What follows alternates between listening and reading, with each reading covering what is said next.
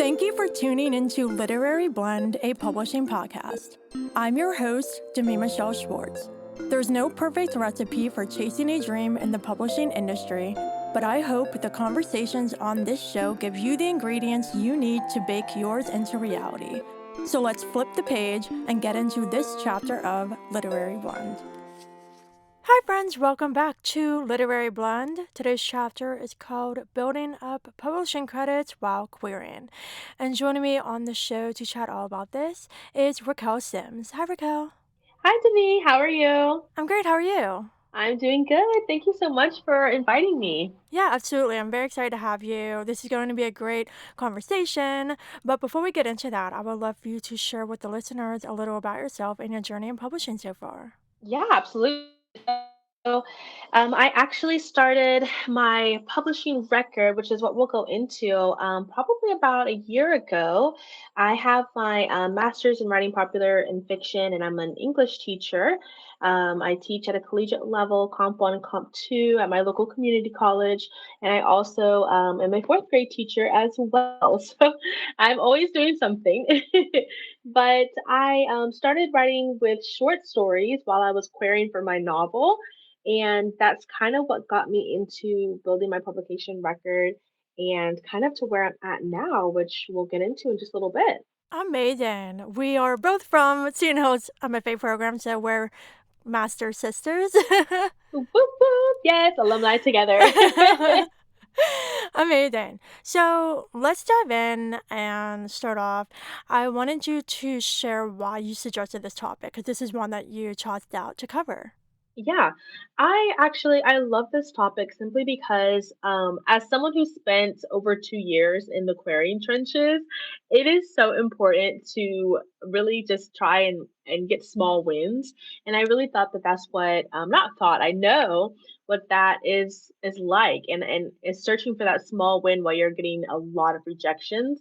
Publishing is extremely difficult to get into, and you're putting yourself out there with like your baby, your book, your words. It's very a vulnerable feeling, and just to receive a lot of rejections all the time, it kind of like brings you down. So it was so important to chase the small wins, and that's why I wanted to talk about what you could be doing while you're querying, to really kind of like keep your momentum boosted, your maybe not your energy. I don't even know what we would call it. I guess just your the stamina of querying and not giving up, to keep it at a high, because it does get really low when you receive so many rejections and you're like, okay, maybe I should just stop writing. But that's not the case. And that's why I really wanted to go into it today. Yeah, I completely agree with that. I think the small wins are extremely important. And what I love so much about short stories, poetry, any kind of shorter form writing that you can submit is that it allows you to pretty much stay in complete control.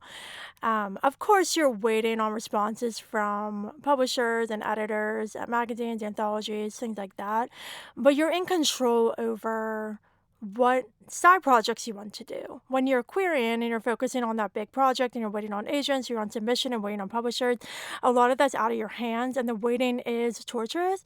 And so having these little things that you can do and you are fully choosing, like, I want to write for this anthology or I want to write for that magazine. And it gives you a little bit of control. And whenever you get those wins, it definitely helps to boost your confidence. I think that's one of the main things, because the rejections are difficult, and especially if you're pursuing trad pub and you're getting constant rejections from agents or editors when you're on submission, you can definitely start to have those doubts like, do I suck? And it's like, no, you don't, Yeah, yeah. um, but getting those little Yes. acceptances from anthologies, literary magazines are proof that you are a good writer and you just need to wait it out for the traditional Yeah. publishing.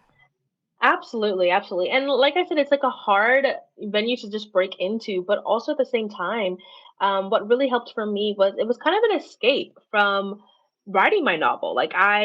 There's points where I think every writer's like, maybe I should just shelve this and start over, or whatever the case may be, or write something new. Well, in a way, it was an escape from, okay, I've been querying this book so long. Let me look over it again. Let me see, if I got a partial request or a full request, but then ultimately I didn't get. And yes, we want to publish this book. I'd go back into my manuscript and dive into it and be like, where did they fall off? And we all know that agents do not give you a lot of feedback back because they're so busy and they're going through hundreds and hundreds and hundreds of applications and submissions. And so you don't really know where they're getting thrown off most of the time. So you kind of like not beat yourself up, but you're just like pulling over your own words. And so for me, writing short stories was like, let me just take a break from all of that and write something that I remember that I enjoyed or that challenged me, which was also extremely important because I was stuck in my world for so long that and just going over the same chapters that I had written for the past 5 years, and I needed to kind of step back and be like, "Let me, like, create another world," or, "Let me, like, talk through, different characters or a different kind of language," or whatever the case may be. So it kind of was like an escape from, "I'm stuck in this quarrying trench and I need to, like, figure out my life," to, "Oh, yeah, there's this whole magical realm that I still thought of 3 years ago, but I just never got to it because I was, like, in the quarrying trenches." So something to that extent. It was super helpful. And then it also like I cannot um talk enough about how challenging it can be because before writing short stories, like I kind of stayed in the same vein of fantasy. You know, I'm a fantasy writer, fantasy, romantasy, whatever the type. And I kind of would challenge myself to, okay, maybe I should try and write a mystery book, or maybe I should try and write a pirate book. And I think my pirate short story was the hardest short story I've ever written. I think that was probably harder than my entire novel. It was so difficult, but I loved it. I'm so proud of it now. But that was really difficult, and it kind of helps me through that waiting process. You know, I'm sure you have a lot of short stories that challenge you, and you're like, "Why did I ever start writing this in the first place?" But it's too late to go back to. You know? Yeah, I love everything you said. I completely agree about writing something new, having that escape, writing across genres. I'm obsessive with short stories. I think I've written like every possible, other than like hard science fiction, that's not really my jam, but like I've done horror, I've done romance, I've done speculative thriller, mystery, like everything. And I can tell you with 100% certainty that I have grown on the craft level just from writing short stories. The book I'm drafting right now is just the writing in a first draft is extremely better than any of my other first drafts before because I've been writing constantly. Like last year when I was querying again, I wrote so many short stories and then on submission writing a bunch of short stories and that was my escape from all that. And the payoff is you're gonna get acceptances and you're gonna get opportunities to improve your writing, which is always a bonus when you continue to write more books and pursue trad pub, hopefully to get an agent. But one of the other things I love so much about the acceptances, along with them helping to boost your confidence and prove to yourself that you are a good writer, is it gives you something to show for your writing. Publishing takes forever, and I'm sure we've all had friends or family members who ask, like, "Oh, how's your publishing going? Do you have an agent yet? When does your book come out?" And you can't really give them answers because it's so slow and it takes forever and it's so subjective and everything. And so if you're telling people you're an author but you don't have anything published, people start to get a little skeptical, like, "Oh, you're not a real author, blah, blah, blah," which you don't have to be published to be a real author. That's just how some people outside of the industry can view things. So ever since I started writing and publishing short stories, I feel like I'm not that I have to prove anything to anybody, but I feel like I'm proving to people in my life, like, look, these are all the books I'm in, and posting unboxing videos and writing blogs about the stories, posting pictures with the books, like constantly, like with the amount of submissions and stories that I'm sending out and keeping those going, I'm consistently having new things to share. And so even though things are taking forever in the traditional publishing space, I'm able to show the people in my life and just on social media that I'm actively pursuing this. And even though my big dream is still not happening yet, that I am getting published in different areas. Absolutely. I used to think that I used to not call myself an author even after I got my first publication with a short story anthology. I would just I don't know, I think it was a mental thing. I naturally just thought if I'm an author, I have to have like a novel out. And it was like a real mental battle because after a while, I mean, you're a monster to me. Like you're literally like with your short stories, you have so many out. Every time I open up Facebook or go to your page, you have another short story out. I'm like, how is this happen? How is this happening? I'm like, she is on fire at all times. Like you just don't stop, and I love it. But but like even like I have four short stories out, and even then, I was like, "Oh, I'm a writer. I'm a writer." And I think like that needs to change. Like that definitely changed for me. Obviously, now I have an actual novel out, the first book in a trilogy. And I'm like, okay, I'm a published author, but I've been a published author. I think the mental space of like knowing that it doesn't matter if it's a short story, it doesn't matter if it's a poem, it doesn't matter if it's a screenwrite, a screen script or anything like that. Like you wrote this. This is your work. This is your baby. This is you are an author the minute that it gets out and about. And I think that's what kind of helped me and propelled me and gave me the confidence to like keep going as well too. Yeah, I love all that. I'm completely on the side of if you write something, call yourself an author. I can't tell you how many times like I have friends and I would look at their bios on Twitter and Instagram and they would have aspiring author. I'm like, girl, you have something published, you wrote something, take that out. Take aspiring out of your bio and leave author. Yeah, like just you're an author. Like those are your words. They're out there, so own it. I love that. Yes. Yeah. One of the other benefits I've found with having publications is that it's showing the greater publishing industry that you are taking this seriously and you're putting in the work and you're not just sitting around waiting for an agent to sign you or an editor to acquire your book. I think it really shows a lot because if you're getting short stories published and you're posting about it, you're doing little marketing things for it, that's going to show agents that, hey, if I sign this author and they get a book deal, I'm getting a glimpse into how they interact online, that they're building their platform, that they're marketing even a short story and getting readers from that. And I think that really shows a lot about an author because even though this isn't the big book yet, it's proving to publishing that you are taking this seriously and you're putting in your work and you're sharing your work with others and standing out in that way. And by building a platform through short stories and gaining a readership through that, there is a chance that your book will appeal to those readers as well. So you're essentially already building a readership across the short stories and anthologies and things that you're in.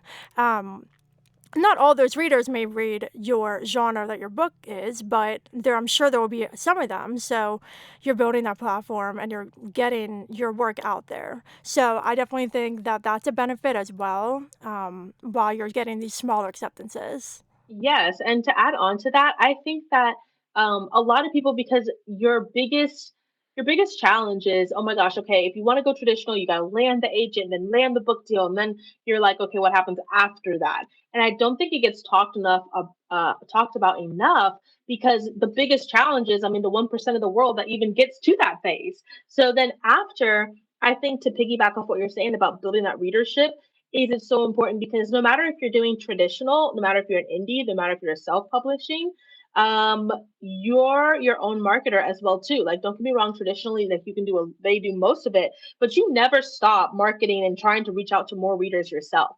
So the fact that like you're starting even with a smaller, like whether it be short stories or you wrote a poem or whatever the case may be, and you're building that up and you're building your readership and you're changing your social media, you're changing this or posting about whatever the case may be, any type of agent is going to look at that and be like, okay, they're going to continue to do that on a much bigger scale, and they're going to be an active author because there's so many authors that don't do social media or they're maybe not active or they have somebody else doing their social media. And I feel like that kind of like, I mean, as if you get like so big that you can't actually respond to every person in the world, I understand that. But it just is a comfortability to be able to talk to authors. That's why we go to cons, that's why we go to book events because we want to talk to the authors that like have changed our lives or have made such a big impact. And I feel like with social media, especially the way that it can kind of go into, it's so attainable for everyone and so reachable. It's so important to build that readership, even if it's starting off with your short stories, and then let's say you want to self-publish, you're gonna majorly have to do that yourself, so that's even better that you're familiar and comfortable with that. If you're indie publishing, like I'm an indie author, so I still do a lot of my own marketing on my social medias. And traditional, they do most of the great grand stuff, but you're still trying to build that readership. So I think that's so important because it carries on through your entire career. It's not just let me start off and then after I land somewhere, I'm going to be like, you know, just in the clouds somewhere. It does not end there. It just continues and continues.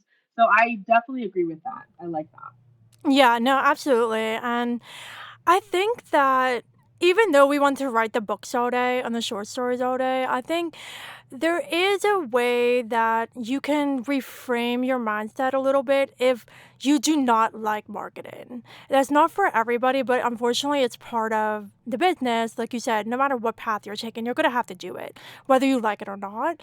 And the way I see it is if you wrote a story or a book, why wouldn't you want to talk about that? You know what I mean? Like that's just how Yeah. my brain is. And I understand, like, I'm the biggest introvert, and people might not know that, but I'm like, if you look up introverted in the dictionary, my name is there. Like, I'm such an introvert.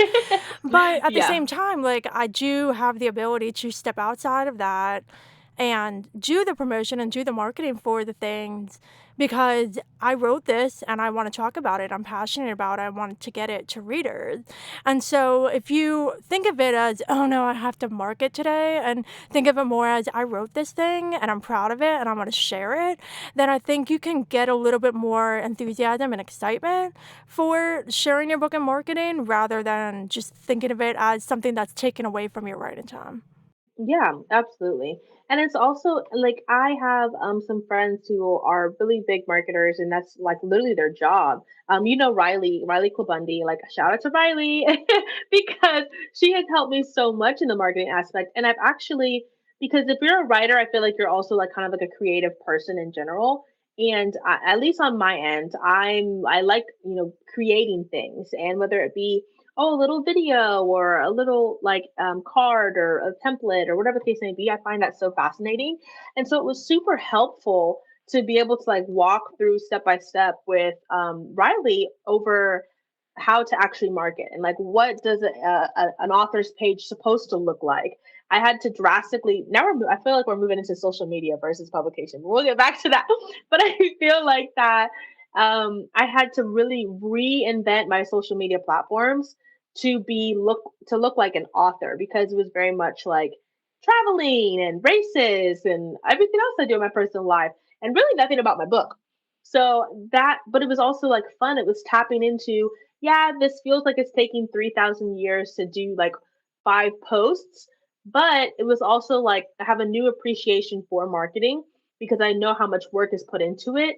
And if you plan it like accordingly, it can flow easily and you can schedule it where, okay, I know that I have a few hours to do this for marketing and post this and schedule it up here, but it doesn't take away from my writing time. Because I do feel like, especially with indie and self publishing authors, it's so much work we're doing on our own with marketing. So it feels like it does eat up a lot of your time, but it really doesn't have to. So I do agree with that. Yeah, no, amazing. And tying back to the querying thing, I think it just all around comes down to your presence online and your platform and the way you're presenting yourself to the industry. If an agent is considering your work and they don't know much about you and they go on your social media and they see you talking about other projects and your promotion strategy, your website, and just the way you interact with and network with like others in the industry, I think that really shows a lot about a person. And that's something that like when I'm looking at authors that I just met or like that I know of and I see that, it just immediately makes me think they're serious about it and they're putting in the work because there are authors who just don't do any of that. And it's going to be hard if you don't have any kind of platform and you don't have any kind of network. It's going to be really hard. And nowadays, with how digital things are, that is something that is being taken into consideration now. Like, not necessarily like how many followers you have, but like what is your networking strategy? And I've seen recently, like especially this year, it's always been a thing in certain cases, but especially this year, I've been seeing so many authors who originally self-published that signed with agents and got traditional deals for those books, and they were approached by agents or maybe had very, very hot sales if they were able to get attention. And in those cases, it's showing that self-published authors are kicking butt. Like, if you put in the work, you can get attention from somebody in traditional that will basically pick you up and give you a bigger platform by publishing you traditionally. And so I definitely think that no matter what path you're pursuing, it's always going to be in your best interest to spotlight your publishing credits while you're querying, or just on your self-publishing journey too, to give yourself more credibility and show that you're active in the industry. Oh yeah, absolutely. And if you also too, like I know that like we have a lot of experience in querying to me because like a lot of the templates and the formats of the querying when you click on their links, they'll ask some agents will even ask you for your social media handles, and they'll also ask, have you wrote anything else? They want to know. So it is important not only just to have that for your own benefit, but sometimes some agents will actually ask, "Is this your debut novel? Have you only written this? Have you ever written anything else?" So it is important to be like, "Yeah, I've also written such and such short story, or I have a collection of poems." So it is very important for either aspect, either way that you go. Yeah, and the interesting thing as well is I have heard of cases where authors have turned like a short story into a full novel. So you honestly could run into a situation where like you could have a short story and sign with an agent, or just someone in the industry reads it, and your agent can be like, okay, what else do you have, like what else have you published? And you can have a short story that has a very commercial concept, and they could literally suggest to you, this is super great, like I think this could have potential as a book, why don't you turn this into a book? So I think those shorter stories, I personally haven't done that yet. I have some short stories I would love to turn into novels at some point, but that building up those publishing credits in that way, like you could even like, this is just luck, but like you could have a short story in a magazine or an anthology that just magically becomes super popular and readers want more. Well, then you can turn that into a novel. So all those publishing credits, no matter how small, they're important. I think this is just so important. Sometimes authors will say, "Oh, I just got this little poem published," or "I just got this little flash fiction piece published." It's like this; these aren't little things. If the piece is short, that doesn't diminish the success, because you never know. You could be published in a first issue of a literary magazine that's brand new, and down the road that magazine can blow up and get extremely popular, and you're in the first issue and you're being read by a bunch of people, so you literally have no idea what's going to happen. And so I try to always treat all my my acceptances, with the same weight, because you never know and they're all equally important. Yeah, actually, it's funny that you say that because that's how actually I found my publisher. I I wrote a short story, and it's in a Rebels anthology for my publisher Inked Press right now. And the editor at the end of going over my edits for the short story anthology, et cetera, he wrote in a little comment at the end of my short story. By the way, this sounds like a much larger piece in a work. Is this going to be turned into a novel? Are you going to thinking about completing this? And it was funny because I had only submitted this short story because originally I was writing this as a novel, but my friend was like, "Hey, let's go ahead and just submit." So I just kind of rearranged some wordings and shortened up this piece to be a short story, and I just went ahead and submitted it. And I was like, "Well, if it doesn't go through, I can just keep writing it as a novel. If it does go through, I guess it could be like a prequel or like a leading up to where I'm at now." And so I do intend to actually make that short story into a novel. Like that's like probably it's in between one or two of the other options that I have after I'm done with my trilogy to start writing on. But I told the editor, I said, actually, this will be a novel. It's not done. However, I do have a manuscript that is done, which happened to be Destiny or Defeat, which is now published and is out with that same publisher. So it does work. No, that's amazing. And that kind of ties into the last big point I wanted to cover, which is anytime that you get something published, you're expanding your professional network. And you have no idea who else these individuals are connected with. There are sometimes instances where literary agents might be judges for competitions or guest editors for things, or, editors at other publishing houses might be guest editors for things. Like, you have no idea who knows who. And so doors could open. You can get a publication with a smaller press or a magazine, and that editor might be friends with a literary agent who is happy to look for something that they know you wrote, and they pitch it to them. Like, you have no idea. So I definitely think that focusing on these acceptances, building your publishing credits while querying, is just sort of expand your network, because you have no idea who knows who. Absolutely. And the world is always changing. The publishing industry is always changing. New agents are coming through, old agents are coming back, whatever the case may be. Smaller presses are starting to become bigger now. So you never know who you might bump into. You never know if someone remembers you from way back when or whatever the case may be. So it is an exciting time, but it's definitely requires a lot of patience for sure. No, absolutely. So, just to wrap up on this part of the conversation, I wanted to ask you what final thoughts you had to share on building publishing credits while querying. I definitely think so. I'm very orderly when it comes to like publication matters, and I love to research. So, what I did was made an Excel sheet of every publication, whether it be an anthology. I'm not much into poems. I try, but I'm not that good. But it could be poems or literary magazines or even contests. And I literally will make an Excel sheet of what the description is, what's the deadline, what is the requirements, and I will mark it on my calendar. I have one of those huge calendars on my wall, and I mark it on the calendar like, okay, so this month I know that this press is doing this. This is the deadline. Can I write this? Can I? Is this something that's going to interest me enough that I can write this relatively quickly? It's going to be good. It's going to be wrapped up, and can I publish this? And at one point, I just kind of made a goal for myself. Last year, I wanted to get at least I think it was 2 years ago when I first started writing short stories. I was like, let me just get one short story published. I just want one because I it was kind of a stepping into a new realm that I didn't know. And I got two short stories published. And then I was like, okay, next year, let's try and add two more. Well, then I got three more short stories published last year. So, I mean, in total, it kind of just set small wins for yourself and then just overachieve them. If you find something that's like, I have a lot of, um, I have a lot of anthologies or a lot of literary magazines I want to submit to because all of them have really good themes or topics that I want to write about that I know I can. Well, if you set yourself with like, hey, I just want to get two published, but you end up submitting to 10, and let's say five get published, you're going to end your year off really good. So it goes back to setting those small wins. So you don't want to make them, I say small simply because it is a big win when you get anything published.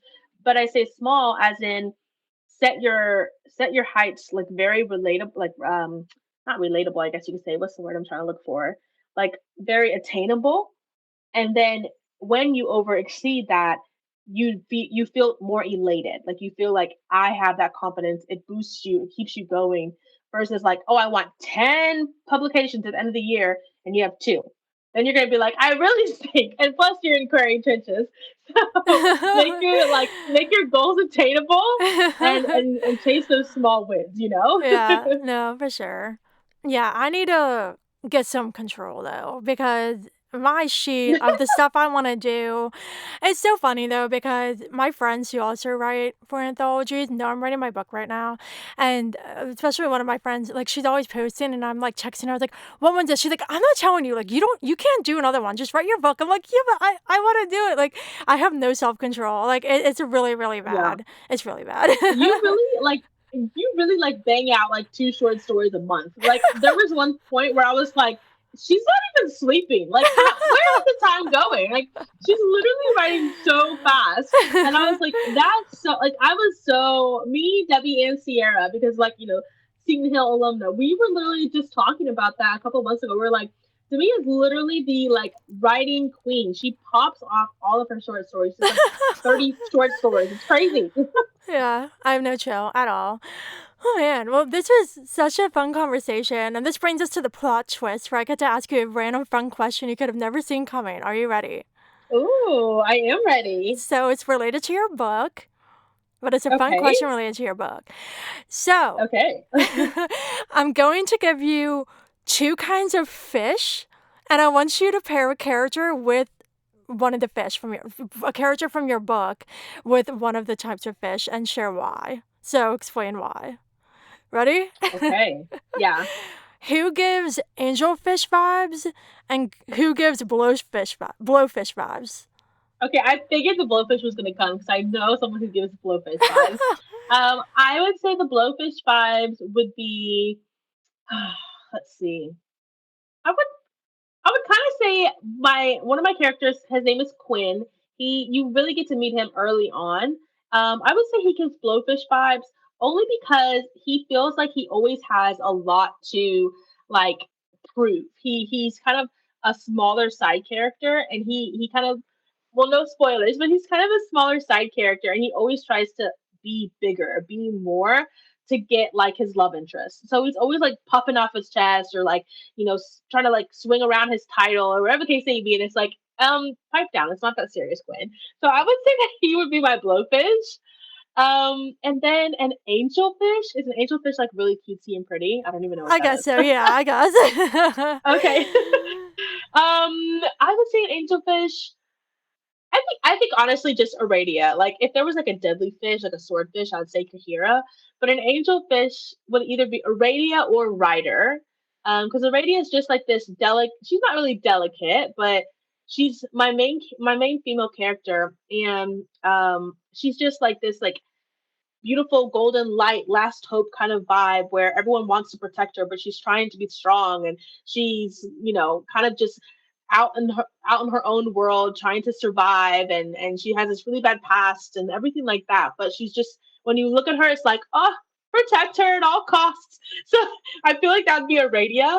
But also Ryder, I would say, is an angelfish because he's just so like a big teddy bear and cuddly. He's super dangerous, but he's like that jolly side character that we always love, and is like also protect him at all costs.